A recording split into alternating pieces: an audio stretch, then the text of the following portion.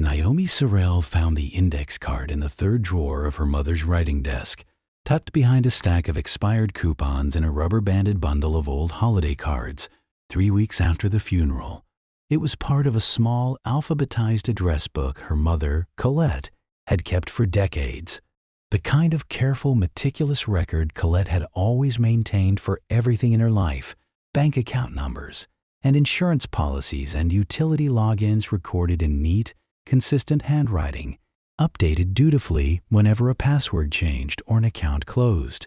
Naomi had been working through it methodically for most of the afternoon, calling to close accounts, canceling subscriptions, the specific, exhausting administrative grief of dismantling a life one login at a time.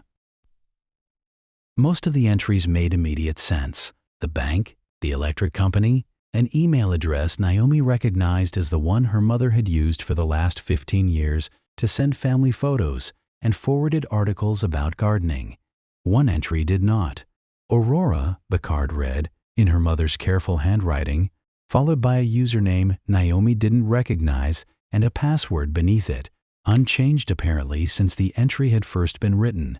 The ink slightly faded, the handwriting itself dating from what looked like considerably longer ago than the entries around it, though it sat filed in the same orderly sequence as everything else. Naomi sat with the card for a long moment, turning it over, looking for some other notation that might explain what Aurora referred to.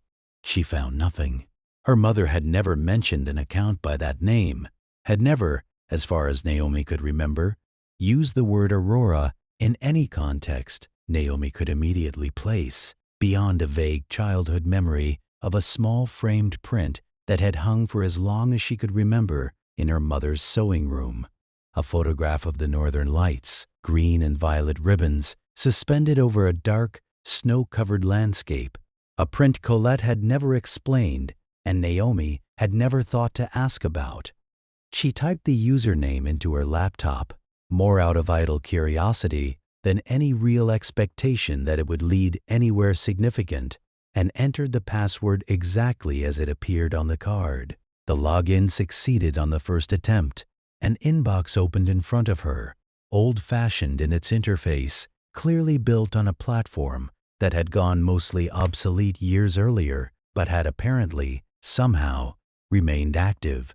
Thousands of messages, spanning what appeared, from the earliest visible dates, to be nearly 30 years. Naomi scrolled slowly through message after message, the specific format and rhythm of the emails becoming clear within the first several exchanges. Women, dozens of them, different names, different years, writing to someone called Aurora with a trust and intimacy Naomi had never once, in 44 years, associated with anything about her mother's life.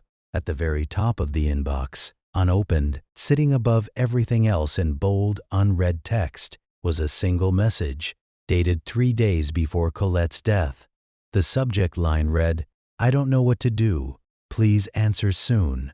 Naomi sat very still in front of the screen, understanding, with a chill that moved slowly through her entire body, that somewhere in the world, a stranger was still waiting for a reply from a woman who could no longer give one.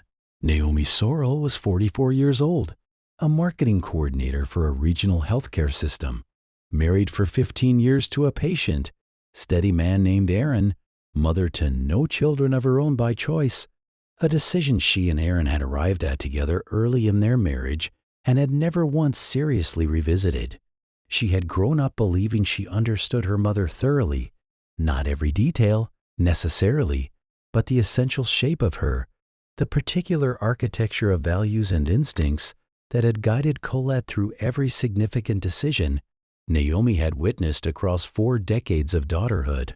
Colette had remarried when Naomi was 3, to a steady, unremarkable man named Victor, who had raised Naomi as his own from that point forward, and whom Naomi had never once, in her entire childhood, considered anything other than fully and completely her father.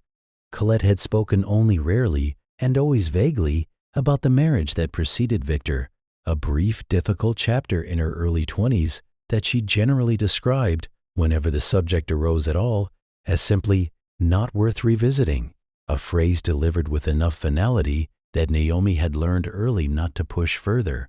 What Naomi remembered more vividly than any specific fact about that earlier marriage was a certain quality of vigilance her mother had carried throughout Naomi's childhood and adolescence. Rules that had struck teenage Naomi as excessive, occasionally embarrassing, compared to the more relaxed standards her friends' parents seemed to maintain. Colette had always insisted on knowing the full names and addresses of anyone Naomi dated. She had taught Naomi at an age when most of her friends were learning considerably lighter lessons to recognize specific patterns in a person's behavior, a particular kind of jealousy disguised as devotion, a particular way of isolating someone from their friends disguised as simply wanting more time together, a particular escalation from small controlling requests to larger ones that Colette had described, more than once, as the slow way a room gets smaller without you noticing the walls have moved. Naomi had found these lessons as a teenager faintly paranoid, the specific watchful anxiety of a mother who seemed to expect danger in places. Naomi herself saw nothing but ordinary teenage romance. She had occasionally pushed back, had accused her mother once, memorably, during a particularly heated argument at 17, of not trusting her to make her own decisions. Colette had gone very quiet after that accusation.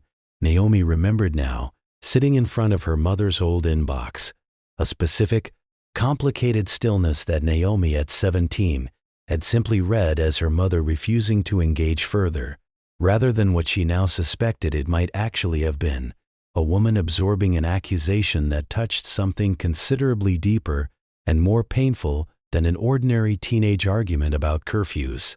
Colette had also, throughout Naomi's entire life, gone quiet on a specific day each January, not dramatically, not in any way that had ever prompted real questions, simply a subdued, private mood that lasted a day or two before lifting as suddenly as it arrived, the way certain private griefs move through a household without ever announcing their source. Naomi's own present life carried its own quieter avoidance, one she had not fully examined until the moment she found the index card. Her closest friend, Fiona, had been in a relationship for the past 18 months that had begun to concern Naomi in ways she had never directly voiced. A boyfriend who called and texted with a frequency that seemed less like affection than surveillance. A gradual thinning of Fiona's other friendships and interests. Small comments Fiona made in passing that Naomi had noted privately and never once raised directly, telling herself each time that it wasn't her place, that Fiona was an adult capable of making her own decisions, that raising at risk damaging a 20-year friendship over something that might, after all, turn out to be nothing. She had not yet understood, sitting at her mother's desk with an unread message glowing on the screen in front of her, how directly her own careful avoidance was about to be confronted by the full, unexpected shape of exactly what her mother had spent 30 years quietly, anonymously, refusing to avoid.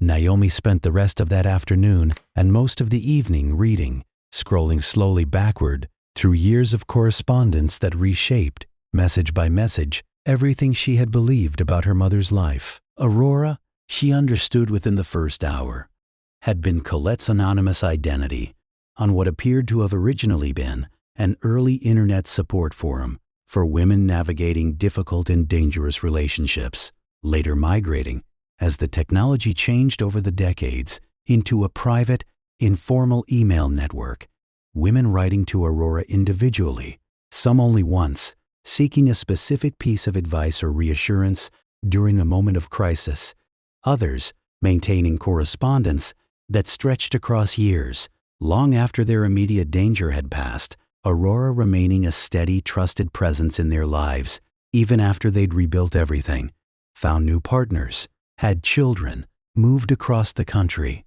The tone across every message, regardless of decade, was consistent, warm, direct, entirely without judgment, offering practical guidance alongside a specific, hard-won emotional fluency that Naomi recognized with a growing ache as unmistakably her mother's voice, the same voice that had once tried, clumsily, and to Naomi's teenage frustration, to teach her to recognize the slow way a room could get smaller without anyone noticing the walls had moved. Aurora never used her real name in any message Naomi could find. She occasionally, rarely referenced her own history in the vaguest possible terms. I left with one suitcase and no plan beyond the next 48 hours. One message read, dated nearly 20 years earlier, offered to a woman describing her own terrified indecision about leaving. I want you to know that not having a plan yet doesn't mean you aren't ready. Sometimes the leaving comes first, and the plan finds you after, if you let it. Naomi read message after message like this, decade after decade, understanding gradually that her mother had built and maintained, entirely apart from her ordinary family life, an extensive, invisible network of care, dozens of women, across 30 years, who had turned to a stranger called Aurora during some of the most dangerous and frightening periods of their lives, and had found, waiting on the other end of an anonymous email address, exactly the kind of steady, unshockable presence Naomi herself had always taken for granted in her mother, without ever understanding its true origin. She returned eventually to the unread message at the top of the inbox, the one dated 3 days before Colette's death, still marked bold and unopened, waiting. The message was from a woman who signed herself only as Marisol. "I don't know what to do," it began. "He found out I've been saving money. He took my phone away for 2 days and I only just got it back. I think I need to leave soon. This week maybe, but I don't have anywhere to go yet, and I'm scared that if I wait to figure that part out first, I'll lose my chance. You always tell me to trust the leaving before the plan. I'm trying to trust it. I just need you to tell me I'm not making a mistake. Please answer soon."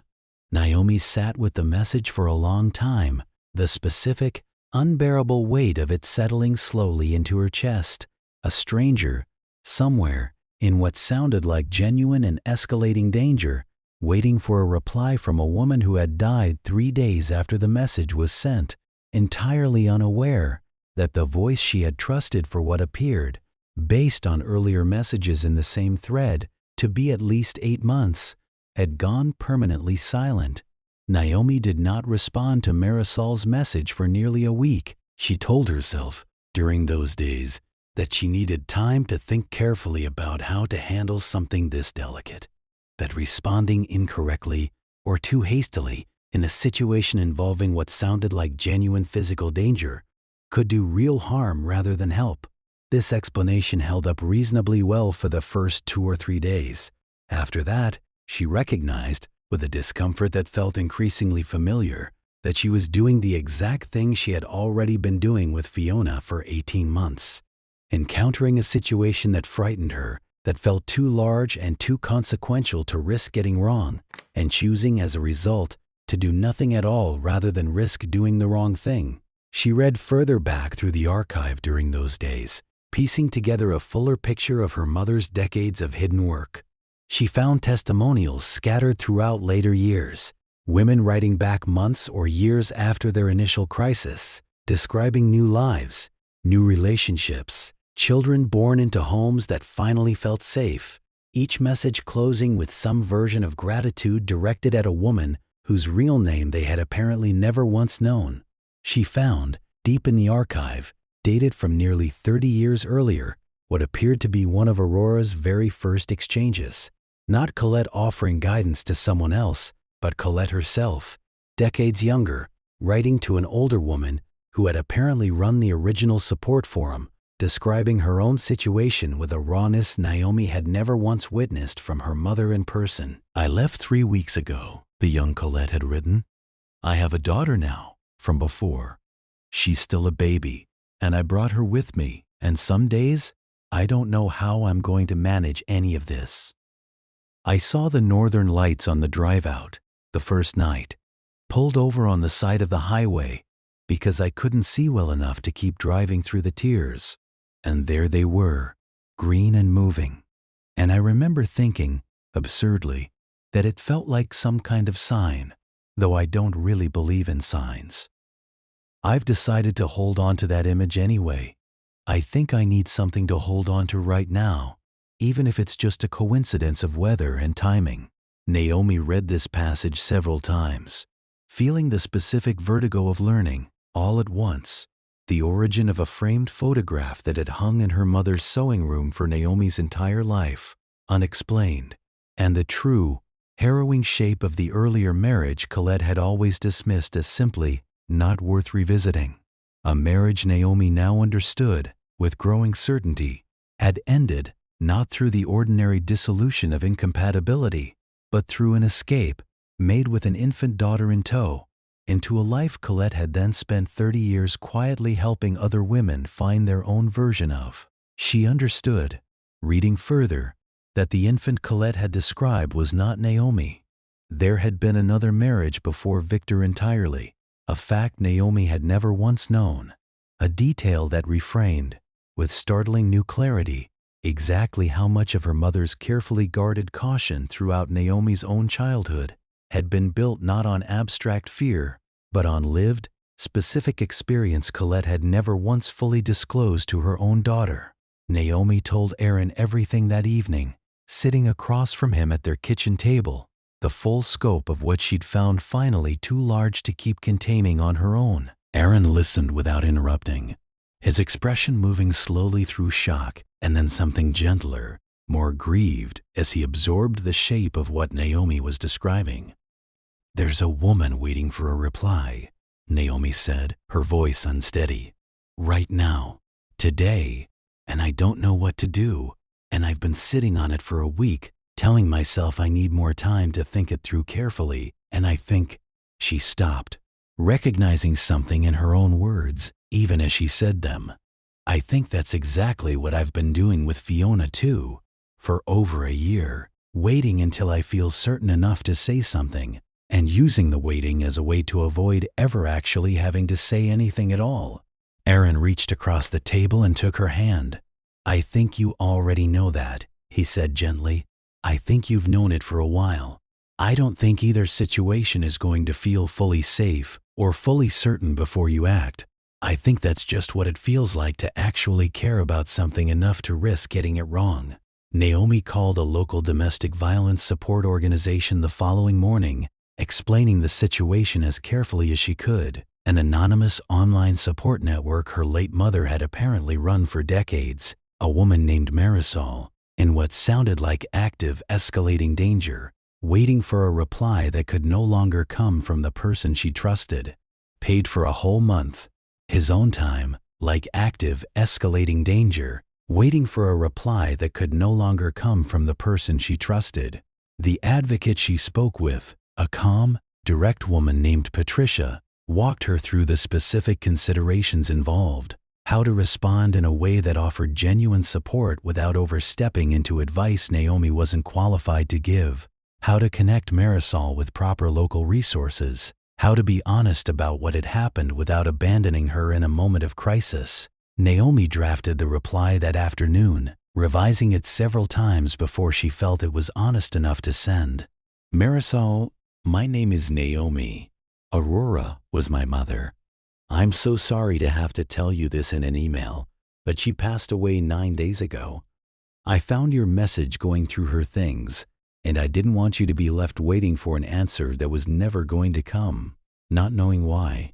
I don't know everything about the years she spent talking with you, but I've read enough of what she wrote to understand how much she cared about your safety. And I don't want that care to simply disappear along with her. I've spoken with an advocate at a local support organization who specializes in exactly the kind of situation you're describing, and I'd like to connect you with her directly, today, if you're willing. I know I'm a stranger to you. I know this isn't the voice you were hoping to hear from. But I promise you, the person who wrote to you for however long she did would want you to have real, immediate help, and I want to make sure you get it. Please write back and let me know you're safe. I'll be watching for your reply." The response came within 20 minutes, considerably faster than Naomi had expected. "I'm so sorry for your loss," Marisol wrote. "I didn't know her real name either, not once in 8 months. But I think I loved her a little, the way you love someone who shows up for you exactly when you need them, and never once makes you feel small for needing it. I'm safe right now. I'm not safe long term, not yet. But I'm safe today, and I think today is the part I actually needed to hear from someone. I'd like to talk to the advocate you mentioned. Thank you for telling me. I know that couldn't have been easy.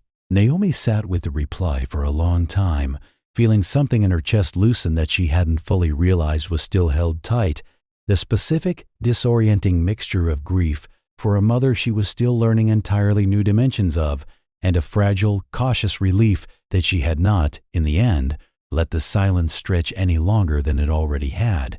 Naomi told her father, Victor, everything 2 days later, sitting across from him in the small kitchen of the house he and Colette had shared for over 4 decades.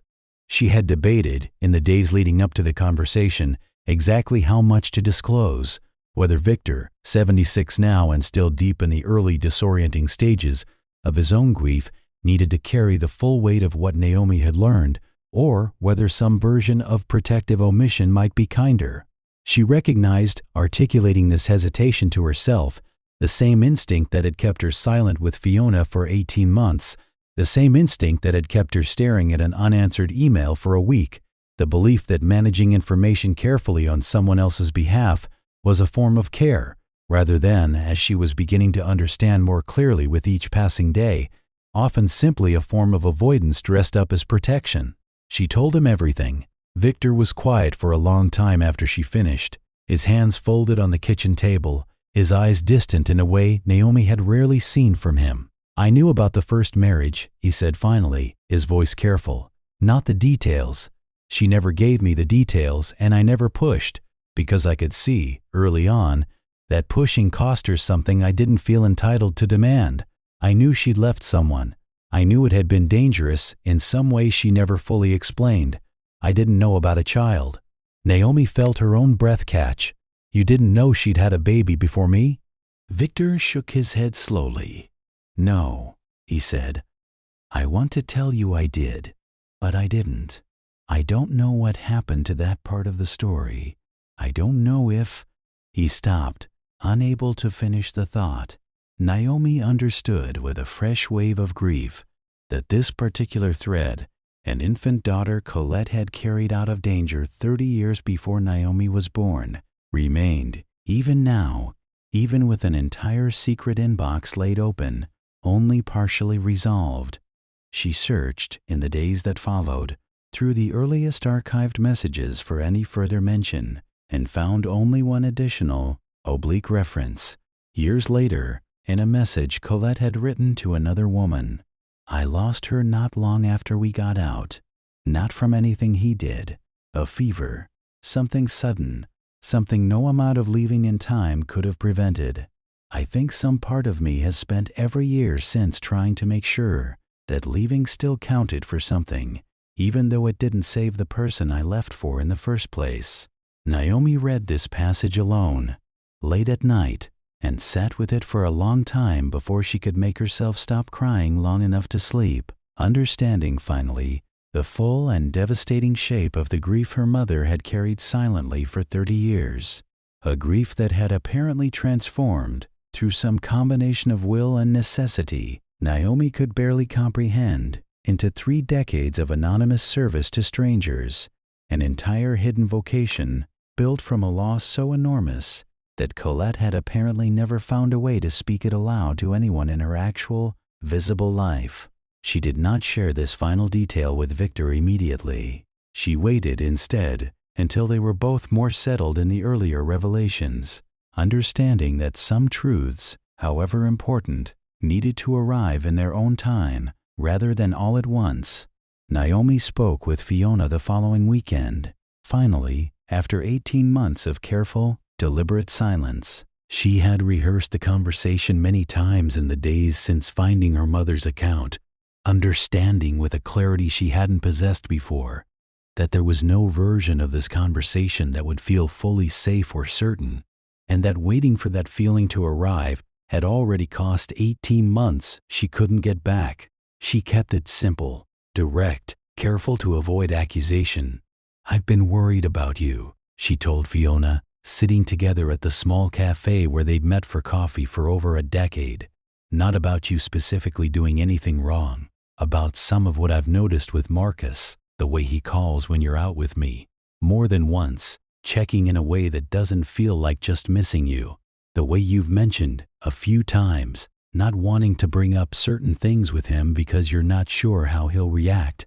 I should have said something a long time ago, and I didn't because I was scared of exactly this moment, of you being upset with me for saying it, but I'd rather risk that than keep saying nothing. Fiona was quiet for a long moment, her expression moving through several things Naomi couldn't fully read. Surprise, something that might have been defensiveness, and then gradually, something that looked, unexpectedly, like relief.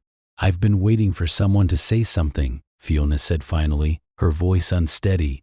"I think I've been waiting for it for a while, actually. I didn't know how to bring it up myself, because saying it out loud would have made it real in a way I wasn't ready for. I'm not saying everything you're worried about is accurate, but some of it is. More of it than I've let myself admit, even to myself." They talked for nearly 2 hours that afternoon, Naomi listening more than speaking, offering the same steady, unshockable presence she had spent the preceding weeks reading, page after page, in her mother's decades-old correspondence. Not offering solutions, not pushing Fiona toward any particular decision, simply staying present, refusing to let the conversation close before Fiona had said everything she needed to say. She thought, walking home afterward, about her mother's own words, written decades earlier to a stranger in crisis. "Sometimes the leaving comes first, and the plan finds you after, if you let it." She understood now, in a way she hadn't fully understood before finding the account, that the sentence applied to more than just leaving a dangerous relationship. It applied, in its own way, to leaving a silence too, the specific courage required to finally say the difficult thing out loud, before you have any certainty about how it will be received, trusting that the saying itself was the necessary first step, regardless of what came after. Naomi worked with Patricia, the domestic violence advocate, over the following months to help transition the handful of ongoing correspondences still active in her mother's account toward established professional support resources, carefully, respectfully, honoring the trust Colette had built over decades without attempting to simply become Aurora herself, understanding that her mother's particular gift had been built from 30 years of lived experience. Naomi did not share and could not authentically replicate. She kept in occasional, gentler contact with Marisol over those months, not as Aurora, but simply as Naomi, checking in periodically, celebrating quietly when Marisol wrote, 4 months later, to say she had finally left, was staying with a sister in another city, was building, slowly and carefully, the beginning of a life she had once believed impossible to reach. "I still think about her," Marisol wrote in one of her later messages. "A woman I never met, who I only knew by a name that wasn't real, who somehow made me feel less alone during the worst year of my life. I hope you know what a gift that was. I hope it helps, somehow, to know it mattered this much to someone you never got the chance to meet." Naomi printed that message and kept it in the same desk drawer where she had originally found the index card, alongside a handful of other testimonials she had gathered from the archive. A small private collection of evidence documenting exactly how far her mother's quiet, invisible courage had actually reached across 3 decades that Naomi herself had known almost nothing about until a single unread email forced the truth into the light. She and Victor visited Colette's grave together on a clear afternoon the following spring, and Naomi brought with her a small photograph, not of Colette, but of the northern lights, the same image that had hung, unexplained, in her mother's sewing room for as long as Naomi could remember, now finally, fully understood. "I used to think that print was just decoration," Naomi told her father, standing together at the graveside. "I never once asked her about it. I wonder now how many other things I never asked about, because I assumed I already understood everything there was to understand. I think that's true of most people we love, Victor said quietly. I think we build a version of them in our heads that feels complete, and then something like this comes along and reminds us that the actual person was always larger than what we managed to see. Naomi thought about her mother 30 years earlier, pulled over on the side of a dark highway with an infant beside her and nowhere certain to go, watching green light move across a winter sky and deciding in that moment to hold onto the image as something worth carrying forward, even without fully believing it meant anything beyond coincidence. She thought about the password that had never changed, sitting quietly in an old address book for decades, waiting for someone to finally notice it didn't match anything else on the page, and to be curious enough at exactly the right moment to ask why. On the following January, on the same quiet private day her mother had always gone subdued and inward for reasons Naomi had spent her whole life not understanding, Naomi sat alone in her own kitchen and wrote a message she would never send to anyone, addressed simply, in the private space of her own laptop, to Aurora. I understand now, she wrote. I understand what this day was, all those years, and I wish you'd let me carry some of it alongside you, even a little, instead of holding it entirely on your own. But I think I understand, too, why you couldn't. I think some griefs are too large to hand to the people you're trying hardest to protect from ever needing to carry them. I'm trying to be different where I can. I said the hard thing to Fiona. I'm still saying hard things, slowly, to the people in my life, instead of waiting until I feel certain enough that it's safe. I don't think I'll ever be as brave as you were, showing up for strangers for 30 years without once asking for anything back. But I think I understand, now, what that kind of bravery actually costs, and what it's actually built from, and I don't think I'll ever look at an ordinary, orderly address book the same way again. Thank you for the light on the highway. I think I needed a version of it too, and I didn't even know I was looking for it until I found it, entirely by accident, in a password you never bothered to change. She closed the laptop without saving the message, understanding that some words were meant only to be written once, fully felt in the writing itself, and then released, not into any inbox, not into any account still technically, quietly active somewhere in the vast, unglamorous architecture of the internet, but simply into the specific, private space where a daughter finally, completely understood her mother, 30 years and one unread email too late to say so directly, but not, she was beginning to believe, too late for it to matter.